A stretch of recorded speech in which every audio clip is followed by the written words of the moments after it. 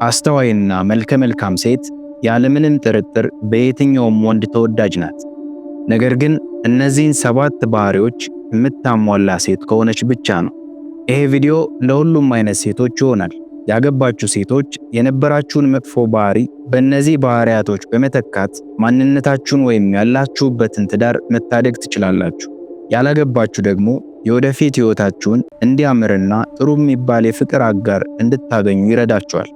ቪዲዮውን እስከ መጨረሻ በመመልከት ከ7ቱ ነጥቦች ውስጥ እናንተ ጋር ስንት እንዳገኛችሁ በኮሜንት ስራ አሳውቁኝ። የመጀመሪያው ባህሪ ደስተኛ መሆን አለብሽ። አብዛኛው ወንድ ማለትም ቤተሰቡን የሚያከብርና በዓላማ የሚንቀሳቀስ እንዲሁም በትክክል ማቹር ያደረገ ወንድ ብዙ ጊዜ ከሴት ልጅ የሚፈልገው ሰላምና ደስተኝነት ነው። ህይወቱ ውስጥ ያለች ሴት ደስተኛና ሰላም የምትሰጠው እንድትሆን ይፈልጋል።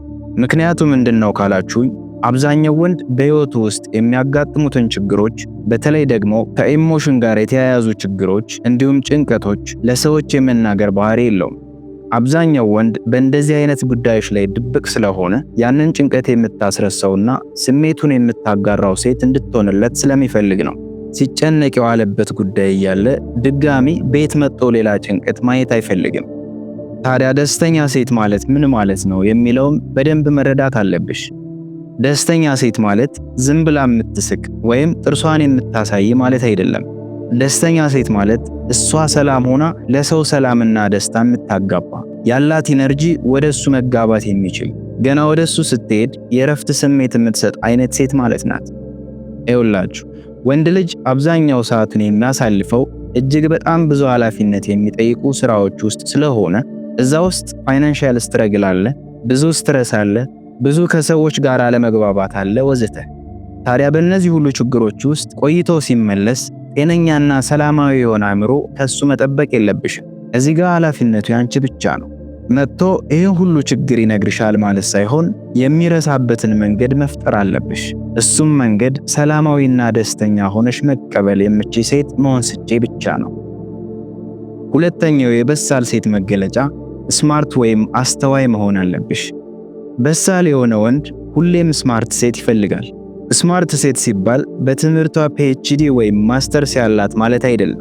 ወይም ደግሞ የሆነ ነገር ኢኖቬት ወይም ክሬት ያደረገች ሴት ማለትም አይደለም። ስማርት ሴት ማለት ከሰዎች ጋር እንዴት መገናኘት፣ እንዴት ማዳመጥና ከስሜት ይልቅ ገዢ በሆነ ሐሳብ እንዴት ምላሽ መስጠት እንዳለባት ታውቃለች።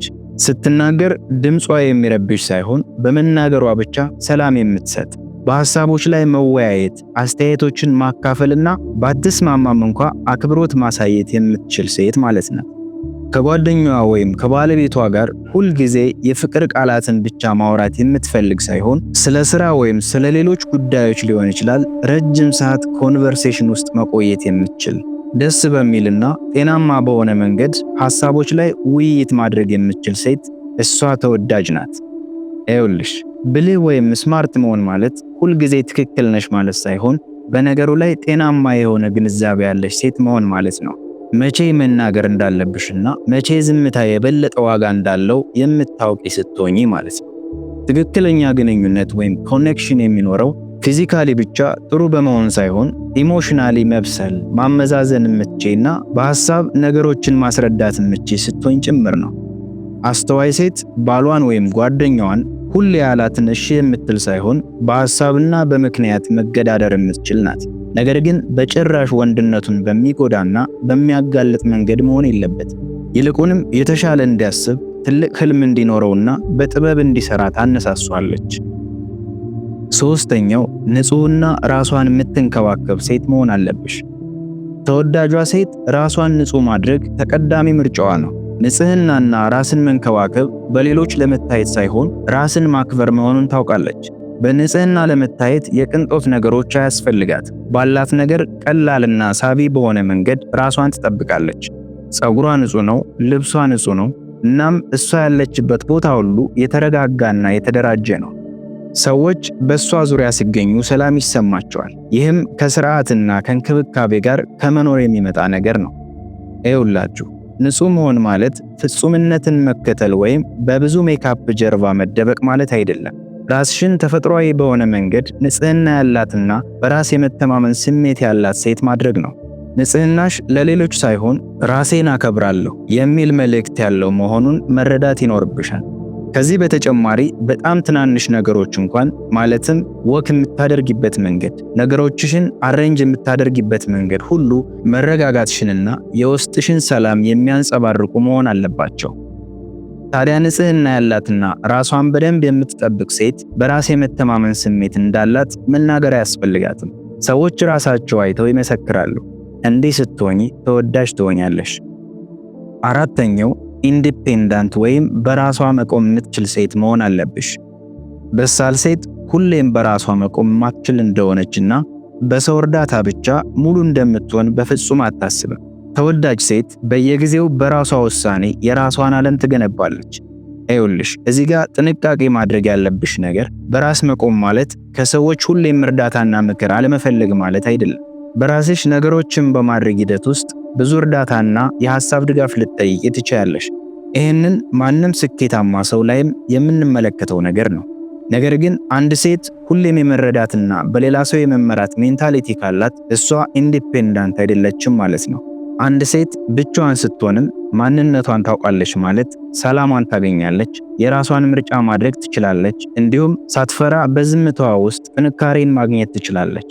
እሷ ማለት በራሷ የቆመች ወይም ኢንዲፔንዳንት ሴት ነች ማለት ነው።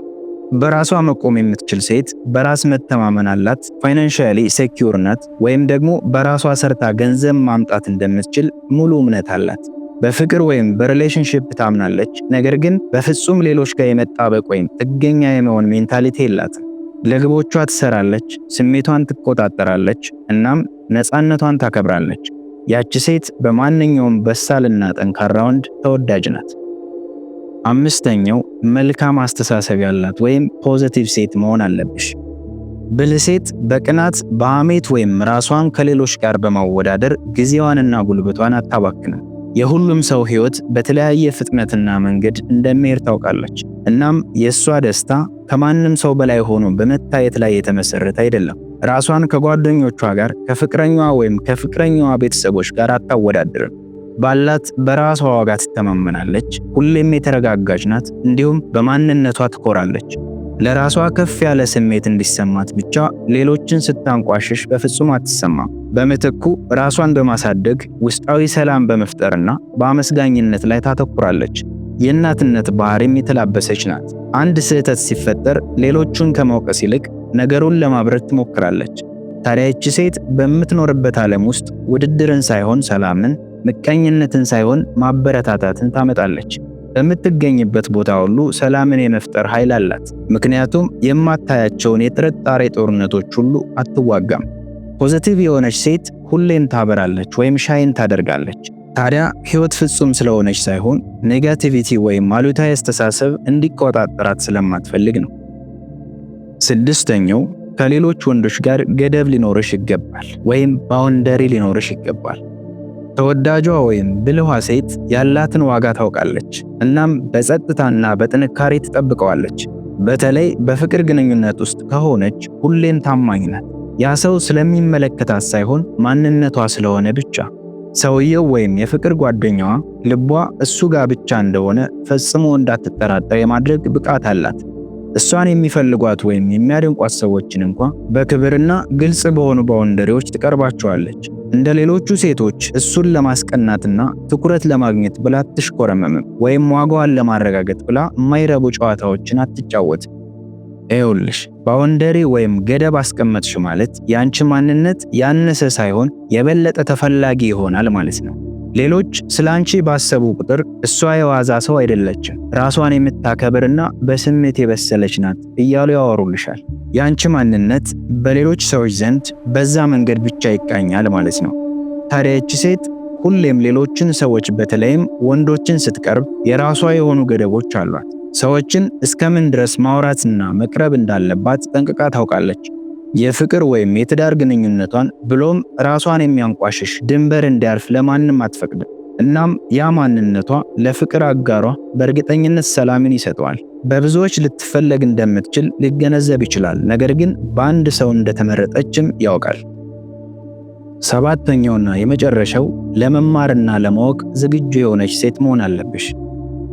ተወዳጇና ብልህዋ ሴት ከህይወት ልምምዶችና ከውድቀቶቿ ትማራለች። በውድቀቶቿ አትሰበርም፣ ይልቁኑ ለቀጣይ እድገት እንደ መማሪያ መንገድ ትወስዳቸዋለች። የቴክኖሎጂ መቀየር፣ የአኗኗር ዘይቤና የሙያ መስኮች የሚያመጧቸውን አዳዲስ እውቀቶች ለመቅሰምና ለመተግበር ሁሌም ዝግጁ ናት። ታዲያ ይህ የማያቋርጥ የመማር ፍላጎቷ ከጊዜ ጋር አብራ እንድትራመድና ከሌሎች የተሻለች እንድትሆን ያግዛታል። የዚች ሴት የመማር ጉዞ የማያቋርጥ ነው። በህይወቷ ውስጥ የሚከሰቱ ነገሮችን ሁሉ የመማሪያ መንገድ አድርጋ ትወስዳለች። ስራ ስትቀይር፣ አዲስ ግንኙነት ስትጀምር፣ ወይም አስቸጋሪ ሁኔታዎች ሲገጥሟት ከእያንዳንዱ ልምምድ አዲስ ነገር ትቀስማለች። ይህ አይነት የመማር ፍላጎት ለራሷ ባላት ጥልቅ ፍቅር የተሞላ ነው። ራሷን እንደ ማለቂያ የሌለው ውድ ሀብት አድርጋም ትመለከታለች። ከስህተቶቿ ትማራለች፣ ከአዳዲስ ፈተናዎችም አትሸሽም። ለሷ እያንዳንዱ ፈተና የውስጧን ብርታት የምትፈትሽበትና የምታጎለምስበት አጋጣሚ ነው። ይህ የማያቋርጥ የመማር ፍላጎት ለህይወቷ ትርጉም የሚሰጥ ታላቅ ኃይል ነው። ከእውቀት ባሻገር የህይወት ጥበብን ትቀስማለች። መማር ለዚች ሴት ስራ ብቻ አይደለም፣ ይልቁንም የህይወቷ መንገድም ጭምር ነው። የዚህን ዓለም የወጣትነት ሚስጥር የምትገልጠው በመማርና በማደግ ነው። ዕድሜ ቁጥር ብቻ መሆኑንና እውነተኛው ወጣትነት በአእምሮና በመንፈስ የማያቋርጥ እድገት ውስጥ መሆኑን ታምናለች። በየዕለቱ አዲስ ነገር ትማራለች፣ አዲስ ስኬቶችን ትፈጥራለች፣ እናም ህይወቷን ሁልጊዜ አስደሳችና በተስፋ የተሞላ ታደርገዋለች። የዛሬው ቪዲዮ ይህንን ይመስላል። ቪዲዮውን ከወደዳችሁት ላይክ በማድረግ ቅንነታችሁን አሳዩ። ቀጣይ ቪዲዮ እንዲደርሳችሁ ሰብስክራይብ በማድረግና የደወል ምልክቷን በመጫን ቤተሰብ ይሁኑ። ሰላማችሁ ይብዛ።